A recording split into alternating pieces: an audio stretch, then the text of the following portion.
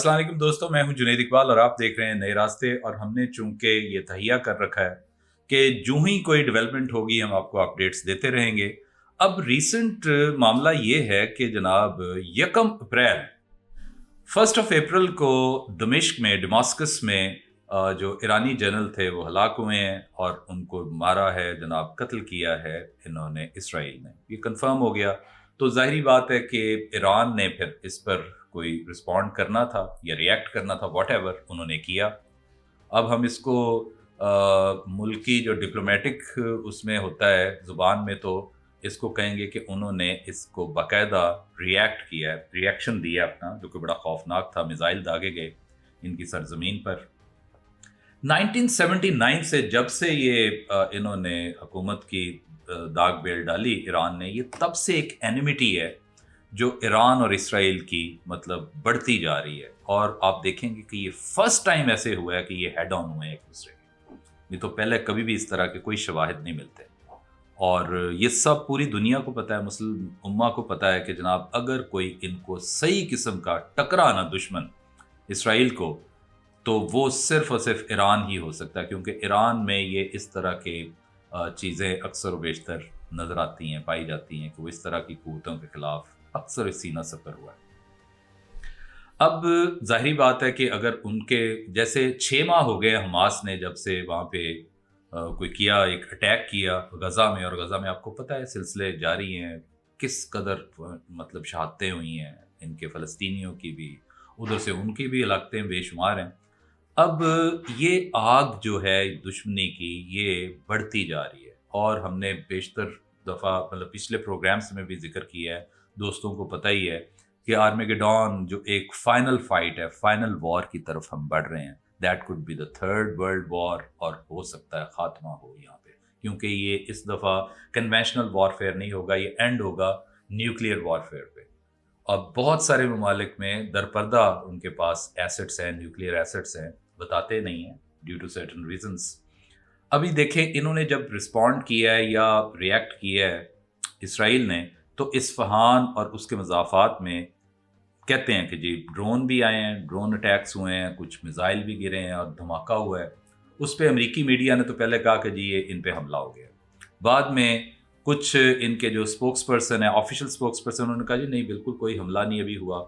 जबकि इन्होंने इस्फहान, तब्रेज़, शिराज और तेहरान सब जगहों पे अपनी जो मुल्की डोमेस्टिक जो फ़्लाइट्स थी उनको कैंसिल किया, मनसूख किया, मुअत्तल कर दिया। और इनके ऊपर से भी जो परवाज़ें हैं उनको भी उनका रुख बदल दिया कि भाई ये अब आपके लिए भी ख़तरा है, क्योंकि कोई भी मिसाइल, रॉकेट हिट हो सकता है, मुसाफिर बरदार जो जहाज़ थे। और बाद में ये है कि जो शवाहिद ये मिले हैं कि जनाब बहुत खौफनाक किस्म का धमाका हुआ है इस्फहान के मज़ाफ़ात में। तो इन्होंने कहा कि जी कोई सस्पिशियस ऑब्जेक्ट को हमने हिट किया, ये ईरान का कहना है। और ज़ाहिरी बात है कि इनके न्यूक्लियर एसेट्स भी वहाँ पे पड़े हैं, तो इन्होंने कहा कि हमने उनको रीलोकेट कर दिया है, कुछ इस तरह की चीज़ों को, और वहाँ से इनखला भी हुआ है। गोया कि वो फील कर रहे हैं कि जनाब the whole region is at war. तो अब ये सिलसिला कहाँ तक जाता है, क्योंकि कुछ शवाहिद हैं कि जनाब उधर से हुआ है ये सारा सिलसिला। तो आपको पता है ईरान ने जनाब अब बरमला ये कह दिया, वाशगाफ अल्फाज में कह दिया कि जनाब अब हम इसका जवाब देंगे, तो जवाबी कार्रवाई करेंगे। ज़ाहिरी बात है कि इस जो इसराइली जारहियत का है हम जवाब देंगे। अब देखें बात ये है कि ये पूरे खित्ते में, बल्कि यूँ कहना चाहिए कि पूरी दुनिया इस वक्त इस आग की लपेट में आ जाएगी जिसकी शुरुआत हो चुकी है। और ये शुरुआत देखें मुस्लिम उम्मा जो बाकी ममालिक हैं, कुछ 56 के करीब ममालिक हैं, आखिर और कहाँ से अभी तक कोई एज सच कोई रेजिस्टेंस, या सिर्फ महज प्लेकार्ड उठवा लेने से, या जनाब दिल में किसी बुरी चीज़ को बुरा महसूस कर लेना, ये ईमान का कमज़ोर तरीन जज्बा और एक लेवल है।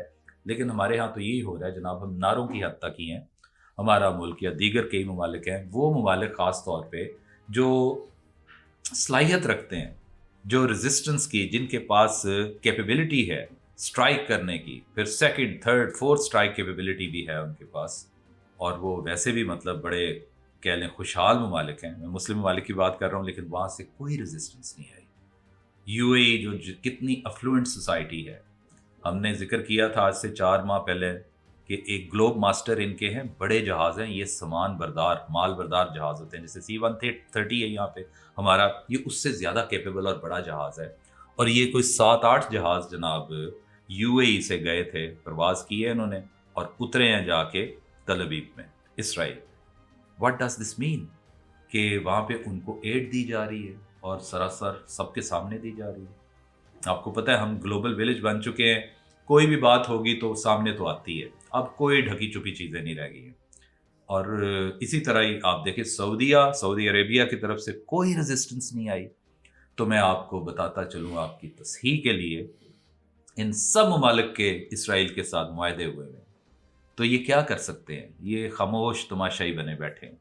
اپنے بہنوں کی عصمت جناب لٹ رہی ہے، بچے وہاں پہ چھوٹے چھوٹے دودھ پیتے بچوں کا جناب جینوسائیڈ ہو رہا ہے، لیکن کوئی اس وقت ان کے درد کو محسوس کرنے والا نہیں. ٹرکی کرتا ہے کوئی تھوڑا بہت، وہ بیچ میں ان کی بھی عجیب و غریب سی خبریں آنے لگیں. جی ٹرکس کیسے کریں گے؟ ان کا تو اسلحہ، ان کا بہت کچھ جناب وہاں پہ ایکسپورٹ ہوتا ہے. دیکھیں کیا انٹر کنیکٹڈ چیزیں ایک دوسرے سے جڑی ہوئی ہیں. اگر ہم یہی صرف کہہ لیں کہ نہیں وہ جناب جہاد کا جذبہ اب کہاں ہے، تو اب وہ جہاد کا جذبہ نہیں، everybody has become merchant, nations have become merchant. تو یہ تو اب جناب سودے بازیاں ہوتی ہیں، اب تو بزنس ہے. کیونکہ کچھ سیانے لوگوں نے کہا کہ اب اکنامک وارفیئر ہوئے گا. اب وہ کنونشنل نہیں ہے کہ جائیں اور کسی کا علاقہ فتح کر لیں. تو اکنامیکلی اگر اسٹرانگ بھی ہیں تو پھر ڈپلومیٹیکلی آپ مار کھا جاتے ہیں. وہ آپ کو اتنا انہوں نے جکڑ دیا ہے، ان کو ظاہر ہے امریکہ بہادر اور بہت بڑے جناب جو اس وقت امپائرس ہیں ان کی پشت بنائی ہوئی ہے. چھوٹو سا ملک ہے، اب مطلب بچہ جانتا ہے ان کے کیا ویسٹڈ انٹرسٹ ہیں. لیکن آپ اگر چھوٹے ملک ہیں تو آپ بہت سارے ممالک ہیں، آپ سینہ سفر ہو سکتے ہیں، فیس آف ہو سکتے ہیں. آخر ایران ہی کیوں؟ کیونکہ ایران کے ہی خدشات تھے، اور یہ بڑی دیر سے ہم یوں سمجھ لیں کہ ایک والکینو ہے، اس کے دھانے پہ کھڑے ہیں اور اس میں سے دھواں نکلتا ہم بہت عرصے سے دیکھ رہے ہیں. اور اب باقاعدہ ایرپشن شروع ہو چکی ہے، اینڈ وانس اٹ از ایرپٹیڈ تو پھر یہ انسٹاپیبل ہوگی.